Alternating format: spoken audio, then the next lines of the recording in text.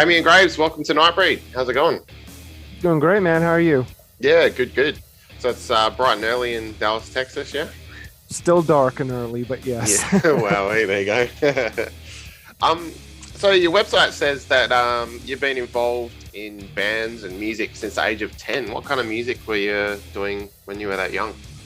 Let's see. Joined my first band when I was 10 years old. It was actually a Korn cover band called Cobb. But yeah, I was a drummer in that band. So we did, mainly just Korn songs, but we'd also do a few originals here and there. They were like industrial metal, new metal type stuff.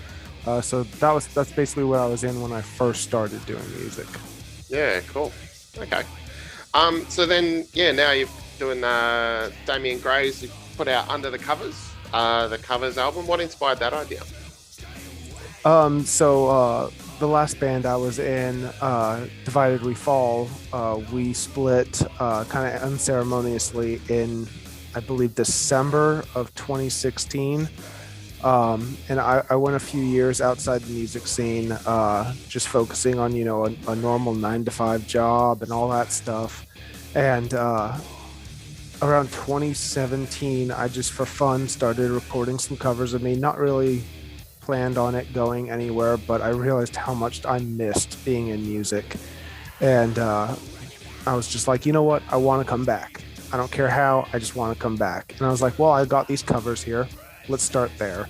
So I started recording covers in 2017. And unfortunately, I believe it was like March or April, in the middle of 2019, I still to this day don't know what happened. A freak accident happened and I lost everything I had been working on. All my original songs I had been writing, recording, every recording I ever did of all the covers, I lost everything on all my backups and my computer itself. Still have no idea what caused it, but I lost everything from about 2.5 years of recording. So kind of had to start all over again. Oh, that's brutal, man. Well, I'm a musician too. I've got to recommend Dropbox, man. I pay the monthly fee. That's all there. I do now. I do now. Yeah. So how did you choose which songs to cover? So some of them are pure and simply just songs I enjoy covering. When I'm in my studio here, I'll just like jam them out just to have some fun. But majority of them have a special meaning to me, which I'm trying to, as I release each song, I'm trying to put on there like the meaning behind the song. And some of them you'll even see on there pure and simply, I like this song. But a majority of them have some kind of special meaning to me, whether it's I resonate with the message of the song or it's a song I used to play with a friend of mine that's no longer here or something like that. Yeah, nice. There's some pretty shreddy solos and guitar parts in these songs, like Dimebags on Pantera's Walk and that kind of thing. What was the hardest one for you to nail? Man, probably Dimebag's part on Walk. Luckily, most of the artists, I collaborate with a lot of artists on this album, and so any of the things that were too difficult to me, I had other artists do. Like for example, the solo on Walk specifically was done by JOD, who's actually just a guy on YouTube who likes doing covers, and so he did the entire instrumental for Walk actually, because I'm mainly strictly a vocalist. I can do a few things here or there, but I'm mainly strictly a vocalist. So most of the instrumentals on there are done by someone else. Oh, okay, cool. Yeah. So how did you connect with the guest artists? Did you just reach out and ask if anyone was interested? Yeah, so some of them are people that I've reached out to either on YouTube or Instagram or something like that, and I'm like, hey, I see that you do instrumentals, or some of them I saw already had instrumentals of songs I wanted to cover, and I either got permission from them, or like I think 2 or 3 of them were artists that on YouTube just had even under their instrumental, hey, feel free to use my stuff whenever you want. So, and that's another reason why I'm kind of putting this out for free is, I'm not the one strictly doing all of the instrumentals and everything myself. And so I just want to make sure that, I'm not taking money from someone, stuff like that. Yeah, cool. Are there any plans to do this in a live setting at some point? Oh God, yes. So actually, I just announced it, I believe, 2 days ago. Another radio show I did an interview with wanted me to do a live stream for them. And so I did my very first live stream, which is gonna be released on Friday the 13th.